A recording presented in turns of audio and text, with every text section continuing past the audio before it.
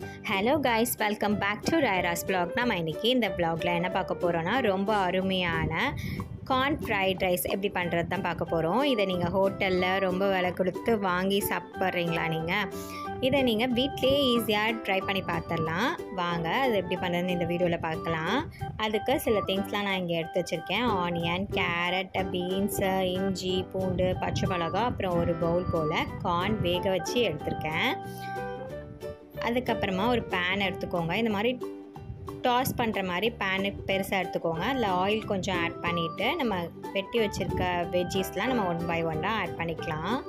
பூண்டு, இஞ்சி, பச்சை மிளகா, ஒரு வெங்காயம் நான் ஸ்லைஸ்டாக கட் பண்ணி ஆட் பண்ணியிருக்கேன், கேரட், அதுக்கு அடுத்ததாக பீன்ஸ் நம்ம ஆட் பண்ணிக்கலாம். இந்த காய்கறியை லைட்டாக நம்ம ஆயிலில் டாஸ் பண்ணால் போதும். ரொம்ப டாஸ் பண்ணால் ரொம்ப வெந்துடும். அதுக்கப்புறமா நான் அந்த கப்கார்னை ஆட் பண்ணிக்கிறேன். அதையும் போட்டு லைட்டாக நான் டாஸ் பண்ணிக்கலாம். தேவைக்கு உப்பு, பெப்பரு, அதுக்கப்புறமா நான் கொஞ்சமாக சோயா சாஸ் ஆட் பண்ணுறேன். இதையும் லைட்டாக போட்டு டாஸ் பண்ணிக்கோங்க. இதுக்கு நம்ம வீட்லேயே ஒரு ½ hour நம்ம ரெடி பண்ணிடலாம். நான் இது நான் ஸ்டீம் பண்ண ரைஸ்.